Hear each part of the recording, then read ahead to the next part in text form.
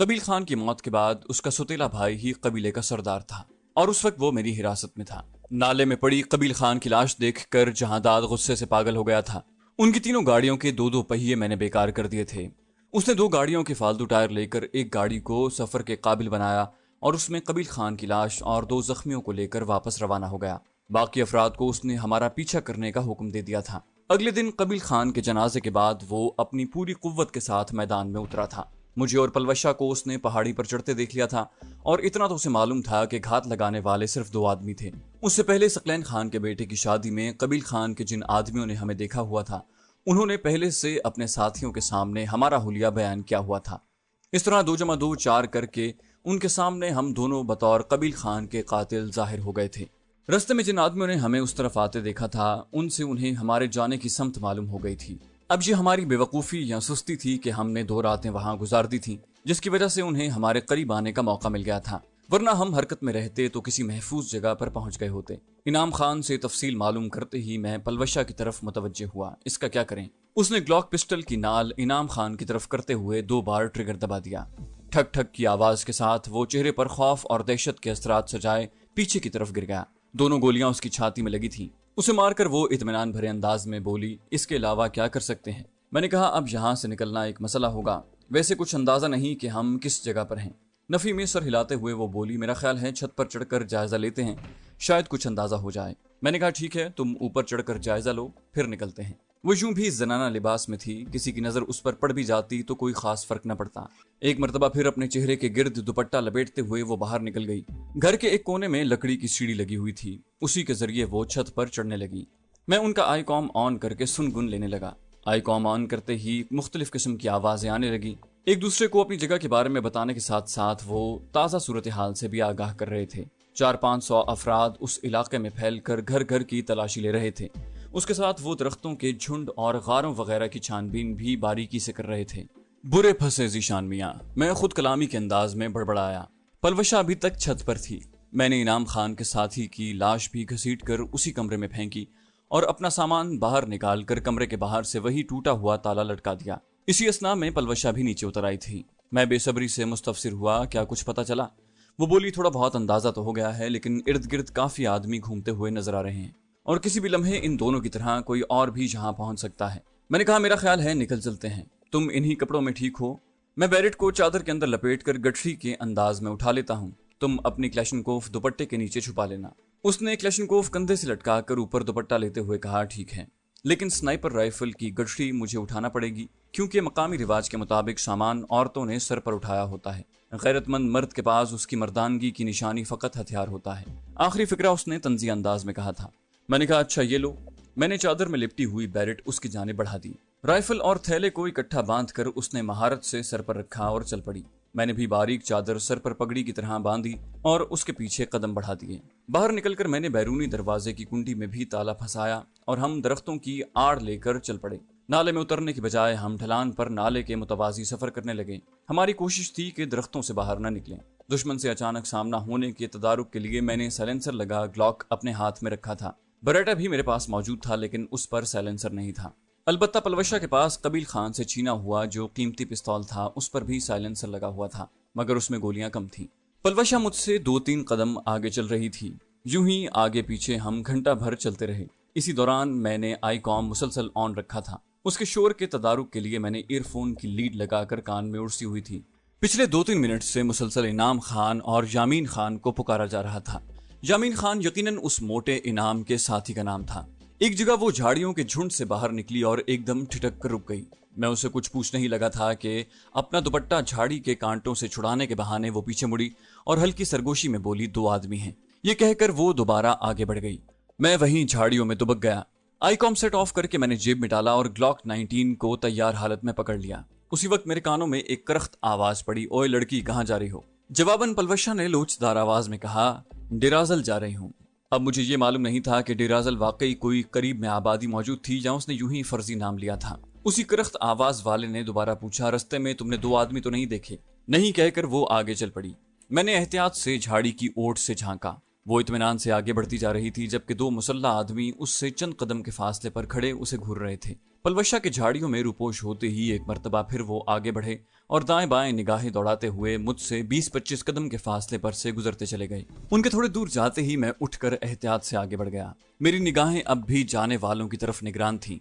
झुके झुके अंदाज में मैंने पलवशा के जाने के रास्ते कदम बढ़ाए। उसी वक्त अचानक झाड़ियों की ओट से एक क्लैशनकोफ परदार आदमी बरामद हुआ। हम दोनों अचानक आमने सामने हो गए थे और फिर मैं उससे ज्यादा फुर्तीला साबित हुआ। उसके कुछ कहने या हथियार सीधा करने से पहले मेरे हाथ में मौजूद ग्लॉक ने चंद ग्राम सीसा उगल दिया। माथे में पेवस्त होने वाली गोली चीखने का मौका नहीं दिया करती। वो उन्हीं झाड़ियों में उल्टा होकर गिर गया। वो शायद रफ़ा हाजत वगैरह के लिए अपने साथियों से पीछे रह गया था। उसी वक्त थोड़े फासले से वही करख्त आवाज सुनाई दी, करम खान कहाँ मर गए हो। मगर करम खान गरीब ऐसी जगह पहुंच गया था जहां वो आवाज सुन भी लेता तो जवाब नहीं दे सकता था। मैं चलने की बजाय भागता हुआ पलवशा के पीछे रवाना हुआ, लेकिन 2-3 कदम लेते ही मुझे एहसास हुआ कि करम खान की लाश मिलते ही उसके साथियों ने इस इलाके को घेरे में ले लेना है।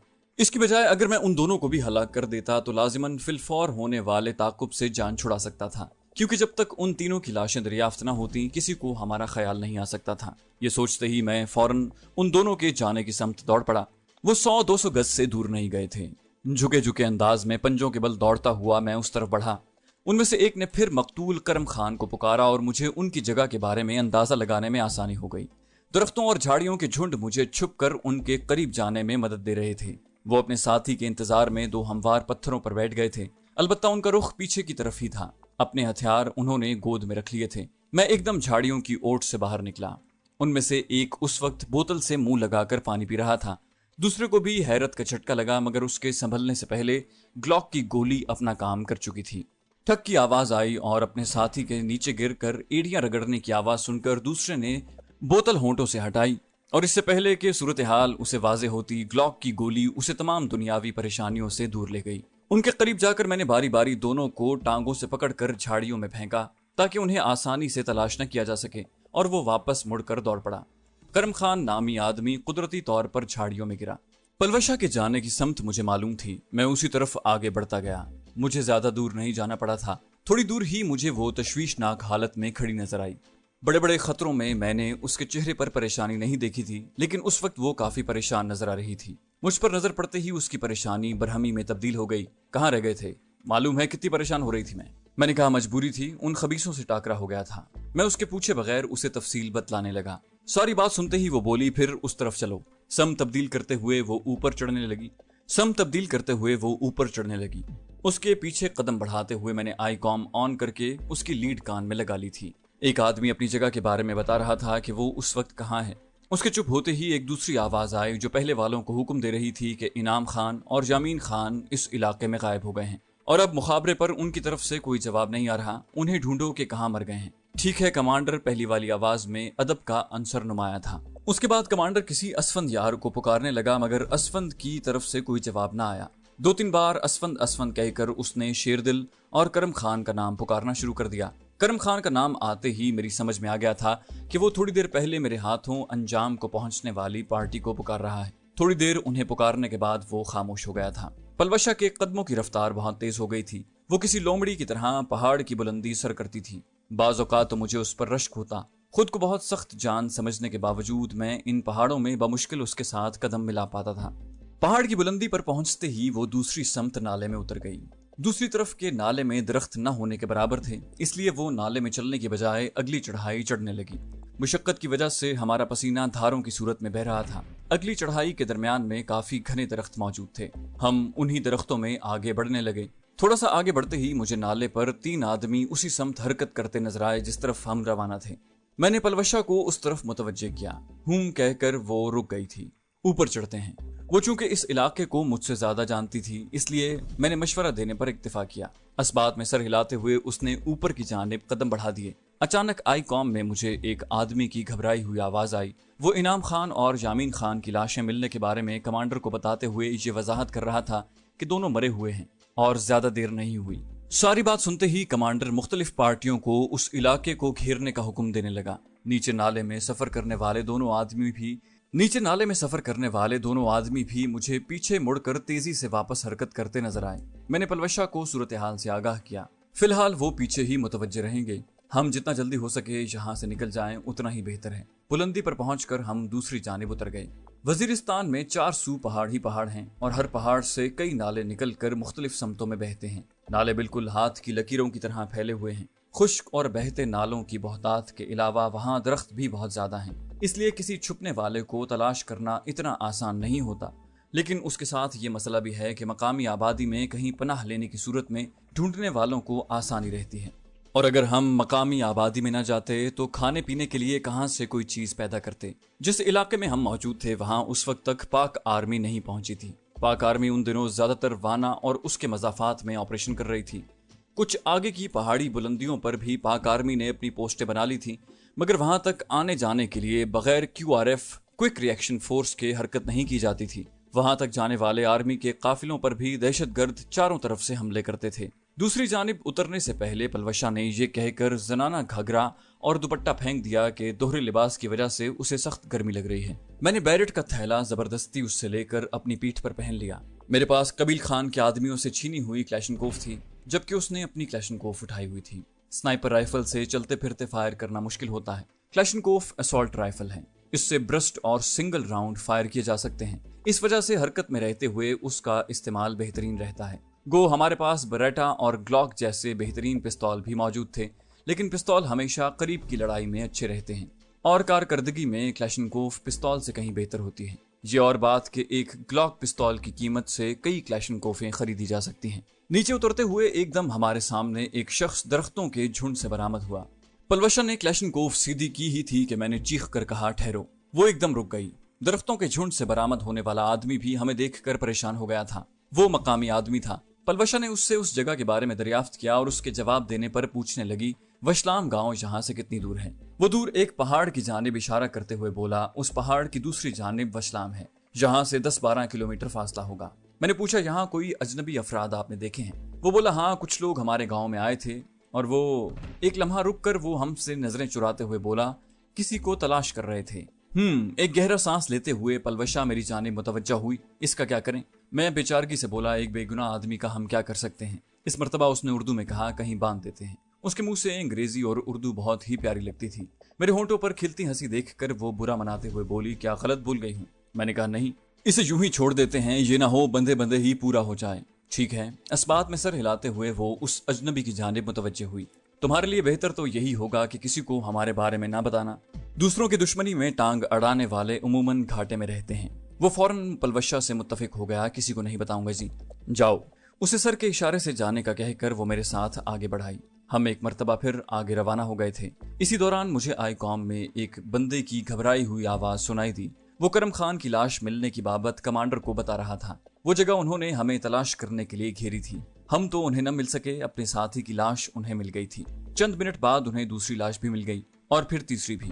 वो कमांडर किसी दूसरे कमांडर को ये बता रहा था कि हम उसके घेरे से निकलकर आगे बढ़ गए हैं। उसके साथ उसने 2-3 गांवों के नाम लेकर कहा था कि हम इनमें से किसी एक जानिब जा सकते हैं। उनमें वशलाम गांव का नाम भी शामिल था। दूसरे कमांडर ने ख्याल जाहिर किया था कि हम या तो वशलाम जाएंगे या फिर अब तक वहीं कहीं छुपे हैं। उसके साथ ही उसने उन तीनों गांवों के मजाफात में अपने लश्करी फैलाने का इंदिया दे दिया। मैंने पलवशा से पूछा, तुमने वशलाम गांव का पता किस लिए मालूम किया था? वो बोली, भूल गए, वशलाम खुशहाल खान महसूद का गांव है। मैंने कहा, तो खुशहाल खान महसूद से हमें क्या लेना देना? उसने तफसील बताते हुए कहा, खुशहाल खान महसूद कबील खान का दोस्त है और उस वक्त हमें उसी के पास पनाह मिल सकती है। याद नहीं, पिछले दिनों काबिल खान नामी आदमी को हमने कबील खान के आदमियों के चुंगल से छुड़ाया था। मैंने कहा, फिर तुम्हें उस अजनबी से वशलाम गांव का पता मालूम नहीं करना चाहिए था। वो बोली, सही कहा, बस जल्दी में पूछ बैठी। मैंने कहा, वैसे जरूरी तो नहीं कि उस अजनबी से कबील खान के आदमियों की मुलाकात हो जाए। मैंने खुद तसल्ली देने की कोशिश की। पलवशा नफी में सर हिलाते हुए बोली, वो वजीर कौम का आदमी था और कबील खान भी वजीर हैं। ये हो ही नहीं सकता कि वो अपनी कौम के लोगों तक ये मालूमात ना पहुंचाए। मैंने अफसोस का इजहार किया। हाँ, तुम्हारी कौम है ना, और तुम अपने लोगों को अच्छी तरह जानती हो। वो बोली, इसीलिए तो कह रही हूँ, मगर आप कुछ ज्यादा ही रहम दिल बन गए थे। मैं बेबसी से बोला, किसी बेगुनाह को मारने पर भी तो दिल राजी नहीं होता। वो शरारती अंदाज में बोली, ये बात उस वक्त तो याद नहीं आई जब मुझे बांध कर पिटाई की थी। मैंने कहा, यह भी मालूम है ना कि बाद में कितना पछताया था। वो बोली, पछताते तो बाद में आपका रवैया ऐसा ना होता। मैंने कहा, ये बताओ कि उसके बाद तुम्हारी किसी बात से इनकार किया? क्या तुम्हें जाने दिया? हालांकि सरदार तुम्हें जाने का कह चुका था। वो बोली, अच्छा अच्छा, बस बस, सब मालूम है। कता कलामी करते हुए उसने जज्बात से लबरेज लहजे में कहा, आपकी एक एक हरकत याद है। आप ना चाहते हुए भी मुझे इतनी अहमियत देते रहे, बज़ाहिर बेजारी जाहिर करते थे और छुप छुप कर मुझे घूरते थे। मैंने कहा, पलवशा याद रखना, अगर तुमने मुझे कभी छोड़ दिया तो इस बार मैं जिंदा नहीं रहूंगा। वो बोली, बकवास ना किया करें यार। नाले में उतरकर हम नशेब ही में चलते हुए उस पहाड़ी की जानिब रवाना हो गए जिसकी दूसरी जानिब वशलाम गांव मौजूद था। 4:30 होने वाले थे। 2.5-3 घंटों बाद अंधेरा छाना था। हम अंधेरे में ज्यादा महफूज तरीके से सफर कर सकते थे और यही बात मैंने फौरन पलवशा को कह दी। अगर किसी रस्ते में मुठभेड़ हो गई तब छुपने का सोचेंगे। मुझे भी उसका मशवरा माकूल लगा। वशलाम गांव की पहाड़ी उबूर करते ही हम मजीद मोहतात हो गए थे। पहाड़ की बुलंदी पर पहुंचने तक सूरज मगरिबी जानिब झुकते हुए पीला हो चुका था। उस पहाड़ी के दामन में एक खुला मैदान था। गो उस जगह को बिल्कुल हमवार नहीं किया जा सकता था, फिर भी घर बनाने के लिए बहुत मौजूद था। यही वशलाम गांव था। वहां दरख्त न होने के बराबर थे। अलबत्ता गांव से बाहर चारों तरफ मौजूद पहाड़ों पर काफी घने जंगलात मौजूद थे। कबील खान के आदमी वशलाम गांव के बहुत ज्यादा करीब नहीं जा सकते थे, क्योंकि वशलाम गांव के महसूद उन्हें देख लेते तो उनके दरमियान जंग छिड़ जाती। मैंने दूरबीन निकाल कर दाएं बाएं का जायजा लिया, लेकिन कोई हरकत नजर न आई। अलबत्ता गांव में लोगों की हरकत नजर आ रही थी और लाजमी बात है वो महसूद ही थे। उसके बावजूद मुझे अंधेरा होने का इंतजार था। यही बात मैंने पलवशा को कही, अंधेरा होने के बाद ही वशलाम में घुसेंगे। वो बोली, मुझे सख्त भूख लगी है, मेरा तो ख्याल है कि चलते हैं, यहाँ करीब कोई बंदा नजर भी नहीं आ रहा। मैंने कहा, जैसा मुनासिब समझो। मैंने भी रुकने पर इसरार नहीं किया था कि पलवशा की अदना सी तकलीफ भी मुझे गवारा नहीं थी। उसने मजाहिया अंदाज में कहा, आप इतनी जल्दी मेरी हर बात क्यों मान लेते हैं? इस तरह तो मैं बिल्कुल लाडली हो जाऊंगी, ये ना हो बाद में आपके सर पर चढ़ जाऊं। मैंने कहा, जिस दिन तुम सर पर चढ़ गई और मुझे गुस्सा आ गया उस दिन खूब पिटाई करूंगा। वो भी नाज भरे लहजे में बोली, अच्छा इतनी हिम्मत। मैंने गहरा सांस लेते हुए बेबसी जाहिर की, काश। वो खिलखिलाकर हंस पड़ी, फिर पूछा, अच्छा सच बताएं, जब आपको मालूम हुआ था कि मैं कबील खान की दुश्मन हूं और आपने बेगुनाह और बेकसूर ही मुझे अजियत का निशाना बनाया, तब आपको कैसा महसूस हुआ? इससे पहले कि मैं उसकी बात का जवाब देता, धमाके की आवाज से माहौल गूंज उठा। गोली का निशाना हम ही थे। 100-150 गज के फासले से चलाई जाने वाली गोली शू करती हमारे करीब से गुजर गई और 4-5 गज दूर जाकर दरख्त के तने में पेवस्त हो गई। चीख कर नीचे लेटो कहकर मैं खुद भी नीचे लेट गया। वहां छिदरे दरख्त मौजूद थे। गोली चलाने वाले ने अगर हमारे करीब पहुंचने की कोशिश की होती तो लाजिमन नजर आ जाता। इसी वजह से उसने हमें दूर से निशाना बनाया था। हमारे लेटते ही 2-3 गोलियां और चली, लेकिन जमीन पर लेटा होने की वजह से अब हम वाज़े हदफ नहीं थे। मैंने फायर आने की जगह की तरफ नजरें दौड़ाईं, लेकिन कुछ नजर न आया। उसी वक्त पलवशा ने सेफ्टी लीवर नीचे करते हुए 2-3 गोलियां उस जानिब झोंक दी। उनकी तरफ से भी जवाब दिया जाने लगा, लेकिन ये अंधी फायरिंग थी। अचानक मुझे ख्याल आया कि काफी देर से आई कॉम पर उनमें से किसी की आवाज नहीं आई। यकीनन जब उन्हें मालूम हुआ होगा कि उनका साथी का आई कॉम हमारे पास है, तभी उन्होंने चैनल तब्दील कर दिया होगा। यूं भी वो ज्यादा से ज्यादा चैनल ही तब्दील कर सकते थे, क्योंकि आई कॉम के अलावा उनके पास राब्ते का कोई जरिया मौजूद नहीं था। मैं चैनल तब्दील करने लगा। जल्द ही उनकी आवाज सुनाई देने लगी, वो बच गए हैं, आप मजीद आदमी भेजें, एक बार घेरे में आ गए तो फिर नहीं निकल सकेंगे। आवाज आई, आदमी आ रहे हैं तुम्हारी जानिब, बस तुम उन्हें वहां से गायब होने न देना और खुद आड़ ही में रहना, ये न हो उस खबीस की गोली का निशाना बन जाओ। मैंने कहा, पलवशे यहाँ से रेंगते हुए आगे बढ़ो, दुश्मन हमें घेरने की कोशिश में है। कोई जवाब दिए बगैर वो नाक की सीध में रेंगने लगी। पथरीली जमीन पर कोहनियों के बल रेंगना निहायत तकलीफ दे होता है, लेकिन जब जान पर बनी हो तो इस किस्म की तकलीफ की कोई हैसियत नहीं रहती। मुखालिफ मुसलसल उस जगह को निशाना बनाए हुए थे। एक मोटे तने वाले दरख्त के करीब पहुंचकर मैं तने की आड़ लेकर बैठ गया। शाम का मलगजा अंधेरा छा चुका था, लेकिन फिलहाल दिखाव में खास फर्क नहीं पड़ा था। आई कॉम में हम पर फायर करने वाले कमांडर को पुकार रहे थे कि हम भागने की कोशिश में हैं। कमांडर ने फौरन कहा, उन्हें जाने न देना। जी कमांडर कहकर उनमें से एक ने वो गलती की जो उसे नहीं करनी चाहिए थी। नतीजा उसे सर में लगने वाली गोली की सूरत में मिला। मेरे लिए 100 गज के फासले से हदफ के सर में गोली मारना कोई मुश्किल काम नहीं था। साथी के गिरते ही दूसरे ने एकदम फायर खोला, लेकिन इतनी अक्लमंदी उसने जरूर दिखाई कि अपना सर और बाकी जिस्म आड़ के पीछे ही छुपाए रखा। पलवशा ने जमीन पर लेटकर उनकी तरफ 2-3 फायर झोंक दिए थे। मैंने ऐसा करने की जरूरत इसलिए भी महसूस न की कि बगैर हदफ के नजर आए गोली चलाना मेरी फितरत में नहीं था। अपने मोहतरम उस्ताद राव तसव्वुर के फरमान के मुताबिक एक गोली के बदले एक दुश्मन गिराने का कायल था, वरना ट्रिगर से उंगली परे ही रखता। पलवशा अलबत्ता स्नाइपर नहीं थी, इसलिए अपनी एक मैगजीन वो यूं ही हवा में झोंक चुकी थी। दुश्मन का फायर रुकते ही हम दोनों उसी दरख्त की आड़ लेकर झुके झुके वहां से दूर हटने लगे। 15-20 गज के फासले पर मौजूद दूसरे दरख्त की आड़ में बैठकर मैंने मुड़ कर देखा, मगर मुखालिफ वहीं लेटा हुआ कमांडर को अपने साथी के मरने की बाबत बता रहा था। बोला, कमांडर, सखी जान को गोली लग गई है। कमांडर ने पूछा, बच तो गया है ना? इस मर्तबा उसने झिझक कर जवाब दिया, सर में गोली लगी है। कमांडर की आवाज आई, तुम उल्लू के पट्टों को बताया है कि उस खबीस को मौका न दो, मगर ये बात तुम्हारी समझ में नहीं आती। वो बोला, मैंने इसे मना भी किया था, लेकिन उन दोनों के फरार होने की वजह से वो बेख्तियार अपनी आड़ से बाहर हुआ और इससे पहले कि मैं उसे पीछे खींचता गोली उसे लग चुकी थी। कमांडर बोला, अपने बाकी साथियों के आने तक वहीं टिके रहना, बस उनके जाने की समत को नजर में रखना। वो बोला, दोनों वशलाम की जानिब जा रहे हैं। कमांडर की आवाज आई, ठीक है, कुमक तुम्हारे पास पहुंचने वाली होगी, और अगर वो वशलाम में घुसने में कामयाब हो जाते हैं तो मेरा इंतजार करना, कहीं महसूदों के साथ लड़ाई ना हो जाए। उसने मुअद्दबाना अंदाज में कहा, ठीक है जी। उनकी बातें सुनते हुए हम आगे बढ़ते गए। जो ही दुश्मन और हमारे दरमियान झाड़ियों का झुंड आया, हम उठकर भाग पड़े। हमें तो ये भी मालूम नहीं था कि दुश्मन की मदद किस जानिब से आनी थी। उतराई की वजह से हमारी रफ्तार काफी तेज थी। 15-20 मिनट दौड़ने के बाद हम एकदम दरख्तों की हद से निकलकर खुली जगह पर आए। सामने ही मकानों का सिलसिला शुरू हो गया था। अभी हम पहले मकान के करीब पहुंचे थे कि दीवार के अकब से 4 आदमी हाथों में हथियार लिए बाहर निकले। खबरदार, हाथ ऊपर कर लो, उनमें से एक करख्त आवाज में बोला। मैंने गहरा सांस लेते हुए पलवशा की जानिब देखा। मध्यम पड़ती रोशनी में मुझे उसके चेहरे पर छाए इत्मीनान भरे तासुरात ने चौंका दिया। मुझे कोई जवाब देने की बजाय वो मुसल्ला अफराद को मुखातिब हुई। हम दोस्त हैं और मदद के लिए आए हैं।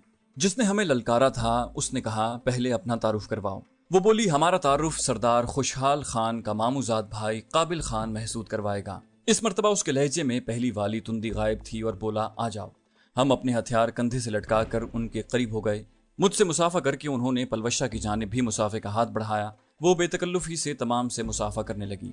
इससे पहले भी बगैर किसी झिझक के मर्दों से मुसाफा किया करती थी, लेकिन नामालूम उस वक्त मुझे उसका यूं मुसाफा करना बहुत ज्यादा बुरा लगा था। पलवशा उनसे मुसाफा करके मेरे करीब होते हुए बोली, आपको बुरा तो नहीं लगा? मैं कोई जवाब दिए बगैर खामोश रहा। मुझे अभी तक उसका मुसाफा हजम नहीं हो रहा था। हालांकि इससे पहले वो मर्दों में नाचती रही थी और लड़के का भेस अपनाने की वजह से वो हर किसी से बेतकल्लुफ होकर मुसाफा भी कर लेती, लेकिन इसके बावजूद मुझे बहुत बुरा महसूस हो रहा था। पलवशा को भी मेरी खामोशी जाहिर हो गई थी।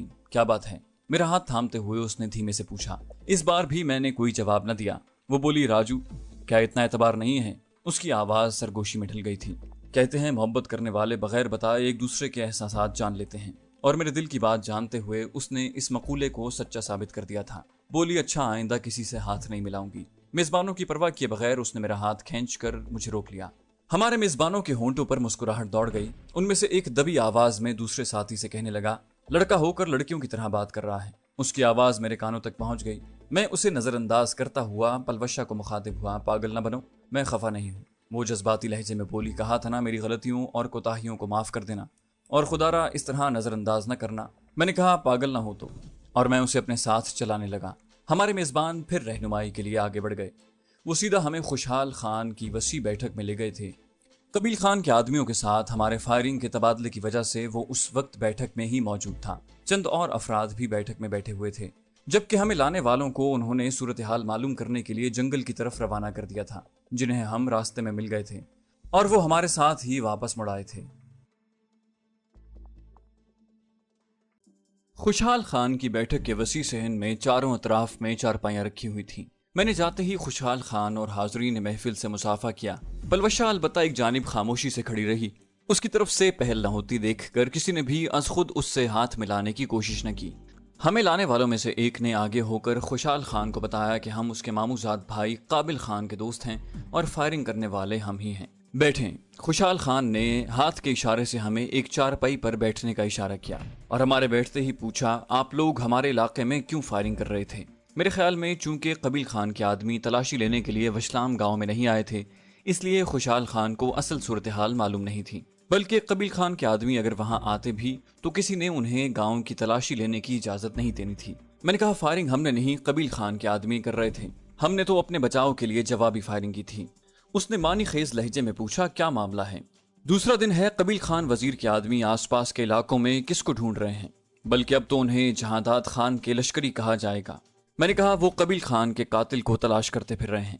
उसने पूछा, तो आप लोगों पर उन्होंने गलती से गोली चलाई थी? मैंने इत्मीनान से कहा, नहीं, गलती तो खैर नहीं कह सकते कि हम दोनों ही कबील खान के कातिल हैं। क्या? इस बार उसके लहजे में हैरानी थी। मैंने कहा, जी हाँ, असल बात तो यही है। وہ بولا تو آپ لوگ یہاں کیا لینے آئے ہیں؟ میں نے کہا پناہ۔ اس نے فوراً انکار کرتے ہوئے کہا میں قبیل خان کے قاتلوں کو پناہ دے کر ایک نئی جنگ نہیں چھیڑ سکتا، اس لیے آپ لوگ کھانا وغیرہ کھا کر تشریف لے جائیں۔ پلوشہ نے پہلی مرتبہ زبان کھولی۔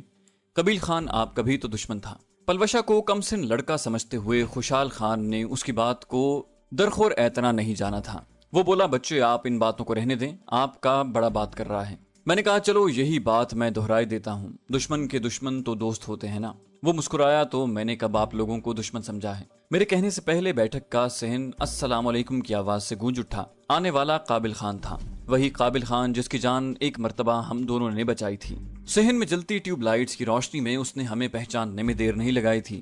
وہ فوراً پخیر پخیر کہتے ہوئے ہاتھ پھیلاتے ہوئے ہماری جانب بڑھا۔ میں نے اٹھ کر اس سے معانقہ کیا اور اس کے کان میں سرگوشی کرتے ہوئے کہا میرا ساتھی لڑکا نہیں لڑکی ہے، اس لیے اس سے ہاتھ نہ ملانا۔ وہ حیرانی سے بڑبڑایا عجیب بات ہے، خیر ٹھیک ہے۔ مجھ سے معانقہ کر کے وہ خوشحال خان کی طرف متوجہ ہوا۔ بھائی جان، اس دن انہی دو آدمیوں نے میری جان بچائی تھی۔ یہ کہتے ہی وہ میرا ہاتھ تھام کر میرے ہمراہ چارپائی پر بیٹھ گیا۔ خوشحال خان ایک گہرا سانس لیتے ہوئے حاضرین محفل کو مخاطب ہوا۔ آپ لوگ تیاری کر کے اپنے پہاڑی مورچوں پر پہنچ جائیں۔ گویا اس نے ہمیں پناہ دینے کا ارادہ کر لیا تھا۔ ہمارے علاوہ وہاں بیٹھے تمام لوگ اسپات میں سر ہلا کر بیٹھک سے نکل گئے۔ خوشحال خان قابل خان کو مخاطب ہوا، آپ مہمانوں کو وقت دیں، میں بھی اوپر جا رہا ہوں۔ قابل خان ہم سے مستفسر ہوا، آپ لوگ یقیناً کھانا کھا کر ہی آرام کرنا پسند کریں گے؟ میں نے بلا تکلف کہا جی ہاں، سخت بھوک لگی ہے۔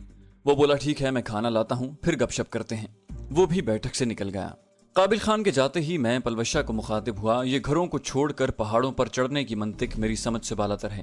وہ بولی وزیروں اور محسودوں میں جب بھی جنگ ہوتی ہے وہ گاؤں سے باہر نکل کر ہوتی ہے، ایک دوسرے کی عورتوں اور بچوں پر کوئی ہتھیار نہیں اٹھاتا۔ اب سارے مرد گاؤں چھوڑ کر پہاڑوں پر پہنچ جائیں گے اور پھر جب تک صلح کی بات چیت نہیں ہوتی فائرنگ ہوتی رہے گی۔ میں نے پوچھا گویا جہاں داد خان ہماری بازیابی کے لیے ضرور لڑائی کرے گا؟ وہ بولی اگر اس نے لڑائی نہ چھیڑی تو یہ لوگ واپس گھروں میں آ جائیں گے، لیکن ایک بات یقینی ہے کہ جب تک ہم یہاں ہیں یہ ہم پر کوئی حرف نہیں آنے دیں گے، البتہ تمام قتل ہو گئے تو علیحدہ بات ہے۔ میں نے پریشانی بھرے لہجے میں کہا ویسے یہ بہت غلط ہوگا اگر ہماری وجہ سے دو قبیلوں میں جنگ چھڑ جائے۔ وہ بولی آپ فکر نہ کریں، یہ یہاں معمول کی بات ہے، اور پھر وقتی طور پر یہاں پناہ لینا ہماری مجبوری تھی، ورنہ جس انداز میں جہاں داد نے ہمیں پکڑنے کے لیے اپنے لشکر کو تمام علاقے میں پھیلایا ہوا تھا، مجھے ڈر تھا کہ ہم نے پکڑے جانا تھا۔ میں اس بات میں سر ہلا کر خاموش ہو گیا۔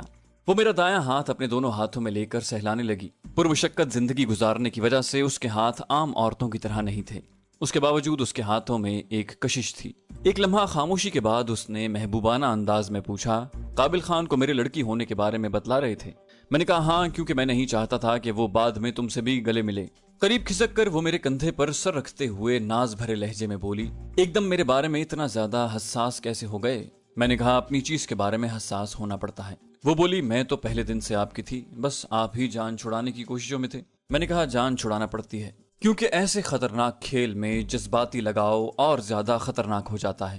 اسی وقت دروازے پر آہٹ ہوئی۔ قابل خان کھانے کے برتن اٹھائے اندر آ رہا تھا۔ بولا معافی چاہتا ہوں، فی الحال تو جو پکا تھا وہی لے آیا ہوں، کل انشاءاللہ خصوصی طور پر آپ کی مہمان نوازی کریں گے۔ چکن کا بھرا ڈونگا دیکھتے ہی میں نے مسکرا کر کہا اس سے اچھا اور کیا کھلائیں گے بھائی؟ کھانے کے برتن ہمارے سامنے رکھتے ہوئے وہ وضاحت کرتا ہوا بولا یہ تو روزمرہ کا کھانا ہے، آپ نے بھوکے ہونے کی اطلاع دی ہے تبھی جلدی میں یہی اٹھا لایا، ورنہ مہمان کے لیے تو کچھ خصوصی پکایا جاتا ہے۔ جزاک اللہ۔ روٹی کا نوالا توڑتے ہوئے میں نے خلوص دل سے کہا۔ اس نے پانی کا بھرا جگ ہمارے قریب رکھتے ہوئے کہا آپ لوگ کھانا کھائیں، میں چائے لاتا ہوں۔ چونکہ میں نے اسے پلوشہ کے لڑکی ہونے کے بارے میں بتا دیا تھا، اسی وجہ سے وہ وہاں نہیں بیٹھنا چاہ رہا تھا۔ میں نے کہا لیکن چائے دودھ والی لانا۔ ٹھیک ہے کہتے ہوئے وہ بیٹھک سے نکل گیا اور ہم کھانے پر ٹوٹ پڑے۔ ہمارے کھانے سے فارغ ہونے تک وہ چائے لے آیا تھا۔ ہم بمشکل ہی چائے پی سکے تھے کہ سردار خوشحال خان دو دراز قامت محافظوں کے ساتھ بیٹھک میں داخل ہوا۔ قابل خان اپنے مہمانوں کو اندر کمرے میں لے جاؤ، جہاں داد خان چند منٹ تک خود یہاں پہنچنے والا ہے۔ جی بھائی، قابل خان سعادت مندی سے بولا، جبکہ میں اور پلوشہ اپنا سامان اٹھا کر خود بخود کمرے کی جانب بڑھ گئے۔ قابل خان نے زبردستی ہمارے ہاتھوں سے سامان تھاما اور آگے بڑھ کر کمرے کا دروازہ کھول دیا۔ آپ یہاں بیٹھیں اور خود اپنے کانوں سے دونوں سرداروں کی بات چیت سن لیں۔ میں نے کہا قابل خان، کوئی ایسا طریقہ نہیں ہو سکتا کہ آپ ہمیں حفاظت سے کہیں اور منتقل کر دیں تاکہ دونوں قبیلوں کے درمیان خامخواہ ہونے والا جھگڑا روکا جا سکے؟ قابل خان نے خفگی بھرے لہجے میں جواب دیا دوبارہ ایسا نہ کہنا بھائی، اگر دونوں قبیلوں کے درمیان جھگڑا چھڑا بھی تو اس کی وجہ جہانداد خان ہوگا، اتنا تو اسے معلوم ہونا چاہیے کہ قبائلی اپنے مہمانوں کی حفاظت کرنا جانتے ہیں۔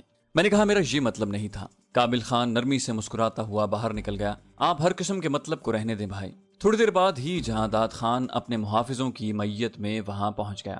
وہ ایک دراز قامت شخص تھا۔ لمبی گھنگریالی زلفیں اور گھنی مونچھوں نے اس کے چہرے کو کافی روبدار بنا دیا تھا۔ اس کے محافظ بھی اسی کی طرح دراز قامت اور مضبوط جثے والے تھے۔ اس کے سر پر رکھی ہوئی سفید قراقلی ٹوپی اور کالی سیاہ واسکٹ اس کی وجاہت میں اضافہ کرتی تھی۔ وہ آمنے سامنے چارپائیوں پر بیٹھ گئے۔ گفتگو کی ابتدا جہانداد خان نے ہی کی تھی۔ قد و قامت کی طرح اس کی آواز بھی کافی بھاری اور پرروب تھی۔ اس نے کہا، سردار خوشحال خان، ہمارے 2 مجرم وشلام گاؤں میں چھپے ہوئے ہیں اور ہم انہی کو پکڑنے کے لیے آئے ہیں۔ یقیناً آپ اس ضمن میں ہمارے ساتھ تعاون کریں گے۔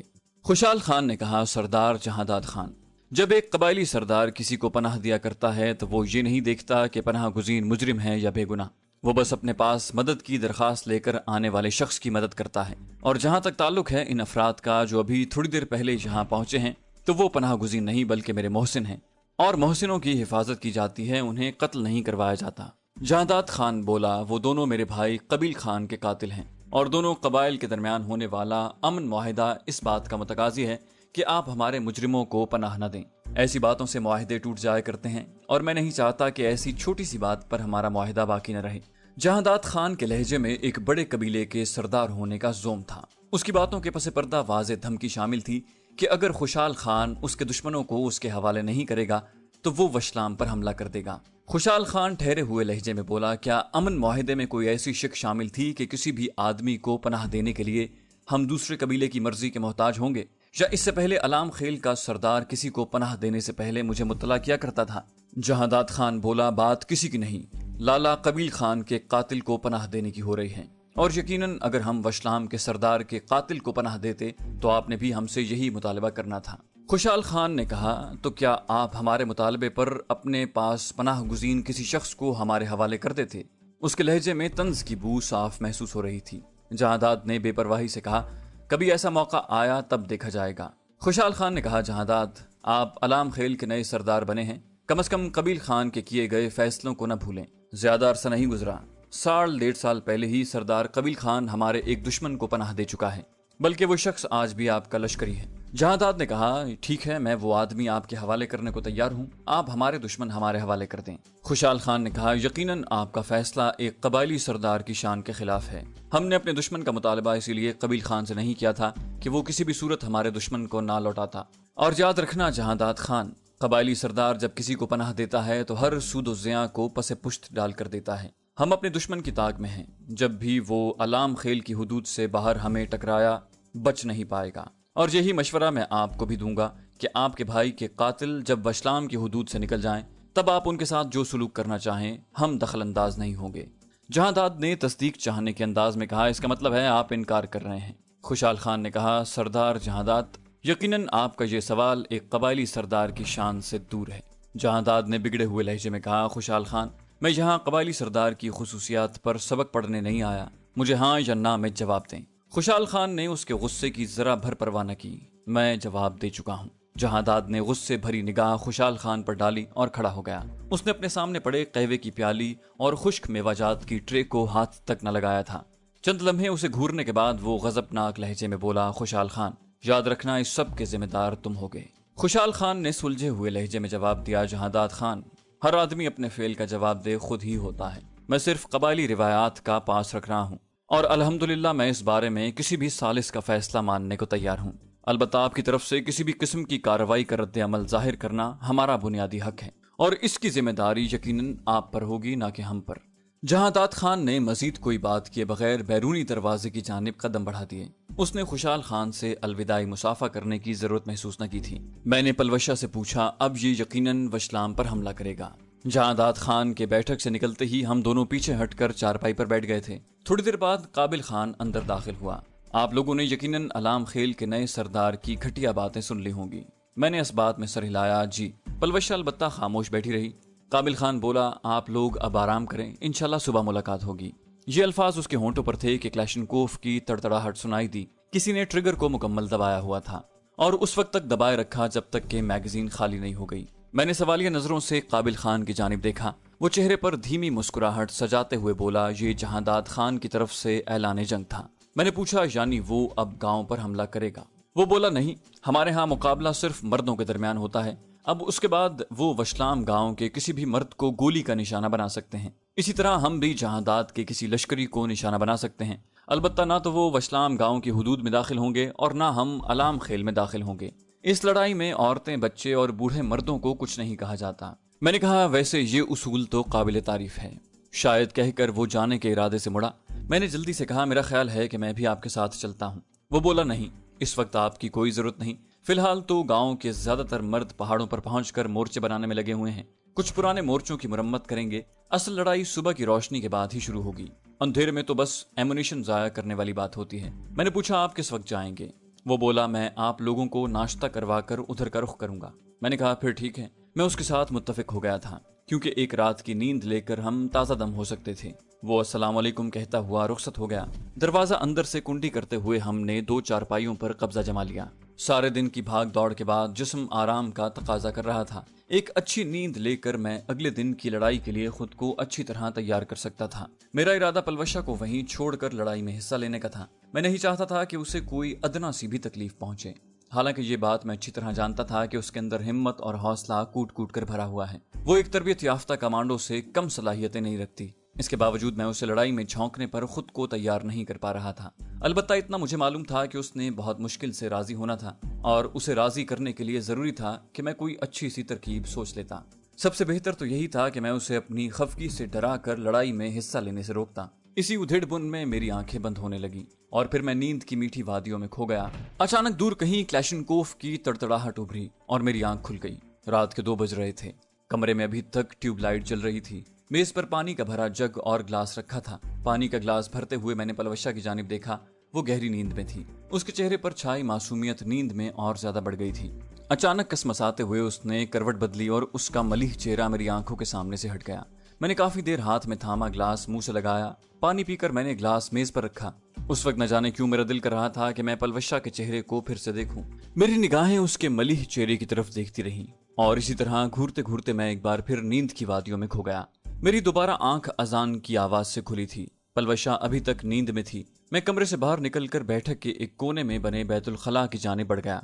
वैसे प्लास्टिक के 3 ड्रम पानी के भरे हुए पड़े थे और उनके साथ प्लास्टिक के चंद लोटे भी रखे थे। मैं वुजू करके कमरे में वापस आया। वो अभी तक सोई हुई थी। दीवार से लटका जायनमाज उतार कर मैं वहीं नमाज पढ़ने लगा। मेरे नमाज पढ़ने तक वो जाग गई थी। जायनमाज दीवार में गड़ी कील में लटका कर मैं अपनी चारपाई पर आन बैठा। वो बिस्तर छोड़कर मुंह हाथ धोने चल पड़ी। उसकी वापसी पर हम गपशप करने लगे। तुलुए आफ्ताब के बाद काबिल खान नाश्ते के बर्तन उठाए वहां पहुंच गया। पुरतकल्लुफ नाश्ते के बाद मैं जाने के लिए तैयार था। काबिल खान नाश्ते के बर्तन वापस करके लौटा और कहा छोटी बहन को मैं अपनी बीवी के पास छोड़ देता हूँ और हम दोनों चलते हैं। वो तेज लहजे में बोली क्या? मैं कोई बहन वहन नहीं हूँ, फिलहाल मुझे भाई समझो। मैंने जरा सख्ती से कहा पलवशा तुम्हारा दिमाग ठीक है? वो बोली नहीं है ठीक। फिर? और मुझे घूरते हुए उसने बिभरते हुए लहजे में कहा मुझे शदीद गुस्सा आया। कभी किसी बेगैरत की बात मान भी लिया करो। वो भी तुर्की बतुर्की बोली अगर कोई बेगैरत होता तो मान भी लेती। मैंने 2 टोक लहजे में कहा तुमने यहाँ रहना है कि नहीं? उसने हतमी अंदाज में जवाब दिया नहीं नहीं नहीं, मैंने वही रहना है जहाँ आप होंगे। मैंने बिगड़ते हुए पूछा क्यों? मैं बच्चा हूँ जिसे तुम्हारी हिफाजत की जरूरत है। वो झट से बोली मैं तो बच्ची हूं ना और मुझे आपकी हिफाजत की जरूरत है। मैंने कहा इसीलिए तो यहीं छोड़े जा रहा हूँ। वो बोली कितनी बार बताऊं यहाँ नहीं रहना, तुम्हारे साथ जाना है।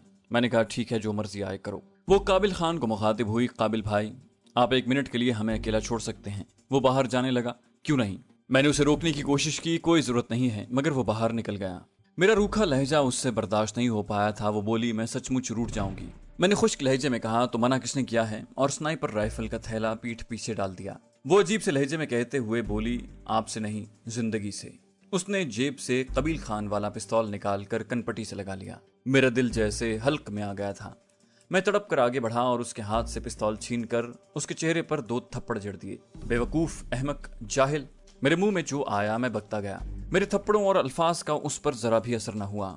वो इत्मीनान भरे लहजे में पूछने लगी अपने साथ खुशी खुशी लेके जाएंगे कि नहीं? मैंने कहा आ जाना, लेकिन वादा करो आज के बाद ऐसी हरकत नहीं करोगी। वो बोली पहले आप वादा करें कि कभी छोड़ने की बात नहीं करेंगे। मैंने कहा मैंने कब छोड़ने की बात की है? मैं तो तुम्हारी हिफाजत के लिए कह रहा था। अगर तुम यहाँ रहोगी तो वहां मैं तसल्ली से लड़ सकूंगा। वो बोली राजू मैं मोम की गुड़ियां सिर्फ आपके लिए हूँ, वरना ये बात तो आप भी अच्छी तरह जानते हैं कि ऐसे मराहिल मेरे लिए कोई नई चीज नहीं है। और जहां तक ताल्लुक है मरने का, तो मौत का वक्त तो टला नहीं करता, तो क्यों ना जब मौत आए तो मैं आपके साथ हूँ। इससे बड़ी खुशकिस्मती और सादत मेरे लिए क्या हो सकती है। मैंने कहा, मेरा ख्याल था कि तुम इतनी ज्यादा जिद्दी और हट धर्म नहीं होगी, मगर मैं गलत था। वो बोली, मुझे आपकी बातों से अब भी खफगी की बू आ रही है। सामान वाला थैला उठाते हुए उसने बगौर मेरे चेहरे को देखा। उसका मासूमियत से पुर लहजा सुनते हुए मेरे मुंह से बेख्तियार कह कहा निकल गया। उसने क्लैशनकोफ उठाकर कंधे से लटका ली। हाँ, अब ठीक है। मैंने भी अपनी क्लैशनकोफ उठाते हुए संजीदा होकर कहा, पलवशे, आइंदा मुझे ऐसा मौका न देना। तुमने सचमुच मेरा सांस निकाल दिया था। वो भी एकदम संजीदा हो गई। माफी चाहती हूँ, आइंदा ऐसा नहीं होगा। काबिल खान बैठक के सेहन में बिछी चारपाइयों पर बैठा अपनी क्लैशनकोफ को कपड़ा मार रहा था। कबायली सरदार अपनी सफाई से ज्यादा अपने हथियार की सफाई का ख्याल रखते हैं। खुद कई कई दिन के मैले कपड़े जेबतन किए होंगे, मगर उनका हथियार खूब चमक रहा होगा। हमें कमरे से बरामद होता देखकर वो खड़ा हो गया। तो क्या फैसला है? पलवशा ने शोखी भरे लहजे में कहा, वही जो मैं चाहूंगी। और काबिल खान बेसाख्ता हंस पड़ा। जीशान भाई, इसका मतलब है आप हमारी बहन से डरते हैं। गहरा सांस लेते हुए मैंने कहा, अहमकों से डरना ही पड़ता है। वो बोला, बात तो 16 आने सही है। क्लैशनकोफ को कंधे से लटकाकर वो भी चलने को तैयार था। उसके साथ चलते हुए हम बैठक से बाहर आए। इक्का दुक्का फायर की आवाज सुनाई दे रही थी। काबिल खान ने हाथ में आई कॉम का वायरलेस सेट पकड़ा हुआ था। बैठक से निकलते ही वो अपने आदमियों को हमारे आने की इत्तला देने लगा। मैं 2 आदमियों के साथ ऊपर आ रहा हूँ। उसने इस अंदाज में कहा था कि अगर कोई दुश्मन सुन भी ले तो उसे ये मालूम ना हो कि उसके साथ हम जा रहे हैं। रेडियो सेट से एक नामानूस आवाज उभरी, आ जाएं। यकीनन वो खुशाल खान के लश्कर का कोई कमांडर था। काबिल खान ने मेरी पीठ पर लादे थैले की तरफ इशारा करते हुए कहा, बेहतर होता कि आप अपना सामान वहीं छोड़ देते, इतना वजन साथ फिराने का फायदा। मैंने हंसकर कहा, ये हथियार है भाई। उसके लहजे में हैरानी थी। ये भला कौन सा हथियार है? मैंने कहा, ये स्नाइपर राइफल है। उसने समझने वाले अंदाज में सर हिलाया। अच्छा, दूर मार राइफल। मैंने कहा, बिल्कुल। उसने झिझकते हुए कहा, अच्छा, अगर बुरा ना मानूं तो एक बात पूछूं? मैंने कहा, पूछो। गांव के आखिरी मकान को पीछे छोड़कर हम थोड़ा सा नशेब में उतरे। उससे आगे हमें एहतियात से जाना था। गो दुश्मन कुछ फासले पर था, लेकिन उनके पास अगर कोई स्नाइपर राइफल होती तो गोली लगने का खतरा बढ़ जाता। वो बोला, पिछले दिनों कबील खान के एक मुखालिफ का तस्करा सुनने में आ रहा है, जो काफी अच्छा निशानेबाज है, जिसे कबील खान के आदमी SS कहते हैं। बल्कि सुना है उस दिन कबील खान की गाड़ियों पर घात लगाने वालों में से एक वही SS भी शामिल था। क्या ये सच है? अगर सच है तो वो गया कहाँ? आप लोगों के साथ क्यों नहीं? मैंने कहा, उस दिन घात लगाने वाले हम 2 ही थे और कबील खान की गाड़ियों को हमने सड़क पर बारूद लगाकर तबाह किया था। इसके अलावा हमारे पास रॉकेट लॉन्चर भी मौजूद था। जो गाड़ी बारूद से बच गई उसे रॉकेट लॉन्चर से उड़ा दिया। मैंने बात को एकदम गोलमोल कर दिया। कहकर काबिल खान ने मजीद सवाल से गुरेज किया। नशेब से गुजरकर हमने ढलान पर कदम रखे और करीबन दौड़ते हुए झाड़ियों के करीब झुंड में घुस गए। दौड़ने की वजह से हमें झाड़ियों के अकब में 2-3 मिनट रुककर अपना सांस बहाल करना पड़ा। ऑक्सीजन की कमी की वजह से उस इलाके में सांस फूलना एक आम मसला है। 2-3 मिनट ठहर कर हम दोबारा आगे बढ़े। गाहे गाहे फायर की आवाज इस बात का पता दे रही थी कि दोनों कबीले सरगर्म हैं। काबिल खान हमारी रहनुमाई के लिए आगे था। काबिल खान के पीछे मैंने जानबूझकर पलवशा को रखा था कि अकबी जानिब से दुश्मन की चलाई गई गोलियों से मैं उसे अपने जिस्म की आड़ मुहैया कर सकता था। मेरी इस हरकत से वो भी नावाकिफ थी। इसी वजह से जब मैंने उसे आगे बढ़ने को कहा तो वो मुझे अजीब नजरों से घूर रही थी। ऐसी नजरें जिनमें गुस्से के साथ फख्र और गुरूर और अपनी अहमियत का एहसास भरा था। जब से हम दोनों के दिल की हालत एक दूसरे के सामने खुलकर आ गई थी, मेरे दिल में उसकी मोहब्बत बढ़ती जा रही थी। इतनी ज्यादा मोहब्बत तो मैंने कभी किसी के साथ नहीं की थी। इससे पहले रात को लेटते वक्त या तन्हाई में माहीन की बेवफाई का गम मुझे बेचैन करता था। कभी कभी रोमाना की याद आती। जेनिफर भी किसी न किसी सूरत ख्यालों में आ धमकती। लेकिन जूं ही पलवशा के साथ इकरार की मंजिलें तय हुई, वो तीनों लड़कियां मेरे ख्यालों से ऐसी दूर हुई कि अब हर जानिब फकत पलवशा ही का वजूद छाया था। यूं लगता था जैसे पलवशा को मैं सदियों से जानता हूँ और उससे पहले मेरी जिंदगी में आने वाली लड़कियां सिर्फ संगे मील की हैसियत रखती थीं। मेरी असल मंजिल तो पलवशा ही थी। दरख्तों और पत्थर की आड़ लेकर हम ऊपर पहुंचे, जहां दाद खान के लश्कर ने उस इलाके को चारों तरफ से घेरा हुआ था। सबसे करीब वो शुमाल की जानिब वाली पहाड़ी पर थे। जनूबी और मगरबी पहाड़ियां जहां उन्होंने मोर्चे संभाले हुए थे, वो जगह बहरहाल इतने फासले पर थी कि वहां से हमें गोली का निशाना नहीं बनाया जा सकता था। शुमाली जानिब से वो काफी करीब थे और मशरकी जानिब भी उनके बंदे किसी स्नाइपर राइफल से हमें निशाना बना सकते थे। जहादात की हिकमत अमली यही थी कि चारों तरफ खुशाल खान पर दबाव बढ़ाकर उसे हथियार डालने पर मजबूर करे, या कम से कम खुशाल खान हमें जहादात के हवाले करने पर मजबूर हो जाए। उसके साथ ही उसने गोया हमारे फरार की राहें भी मसदूद कर दी थी। ऊपर जाकर हमें पता चला कि वशलाम के एक आदमी को बाजू पर गोली लगी है। जख्मी को वो अभी नीचे ला रहे थे। मेरे दिल में पछतावे की हल्की सी लहर उठी। हमारे हिस्से की गोली उस गरीब को लग गई थी। بلکہ خوشحال خان کے جس آدمی کو بھی گولی لگتی وہ ہمارے حصے کی ہی گولی ہوتی۔ ہم دونوں قابل خان کی میت میں ایک مورچے کے اندر آ کر بیٹھ گئے۔ پشت پر لدے تھیلے اتار کر ہم نے کلاشنکوفیں ہاتھ میں تھام لی تھیں۔ زیادہ تر مورچے پتھروں کو ترتیب سے رکھ کر بنائے گئے تھے۔ مورچوں کی شمالی اور شرقی جانب پتھروں کی آڑ بنائی گئی تھی کیونکہ انہی اطراف سے دشمن کی گولی وہاں تک پہنچ سکتی تھی۔ چند آدمی جنوبی اور غربی جانب نگران تھے کہ اس جانب سے جہانداد خان کے آدمیوں کے آگے بڑھنے کی صورت میں وہ اپنے ساتھیوں کو بروقت مطلع کر سکتے تھے۔ البتہ وہاں تک گولی اتنی آسانی سے نہیں پہنچ سکتی تھی کہ دونوں پہاڑیوں کے درمیان فاصلہ زیادہ بن رہا تھا۔ قابل خان ہمیں وہاں بٹھا کر اپنے اور دشمنوں کی جگہوں کے بارے میں تفصیل سے بتانے لگا۔ چند منٹ تک ہمیں علاقے سے واقفیت دلانے کے بعد وہ ہمیں محتاط رہنے کی تاکید کر کے خوشحال خان کے مورچے کی جانب بڑھ گیا۔ وہ خوشحال خان کا دست راست تھا اور یقیناً خوشحال کو اس کے مشوروں کی ضرورت تھی۔ میں نے اس کے ساتھ خوشحال خان کے پاس جانے کی ضرورت محسوس نہیں کی تھی۔ ایک تو اس نے مجھے ساتھ چلنے کی دعوت نہیں دی، دوسرا مجھے بھی خامخواہ بڑا بننے کا شوق نہیں تھا، اور سب سے بڑھ کر میں قبائلیوں کے طریقہ جنگ سے کوئی واقفیت نہیں رکھتا تھا۔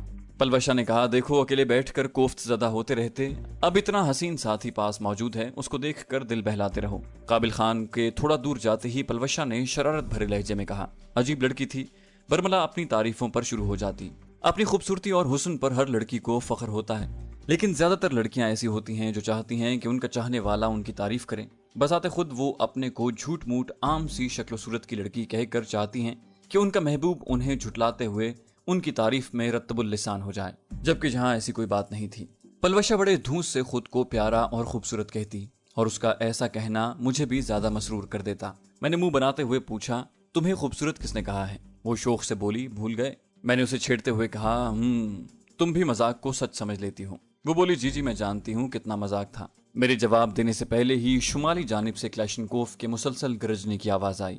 خوشحال خان کے آدمی بھی فائر کا جواب دینے لگے۔ دونوں طرف سے فائرنگ کا سلسلہ جاری رہا۔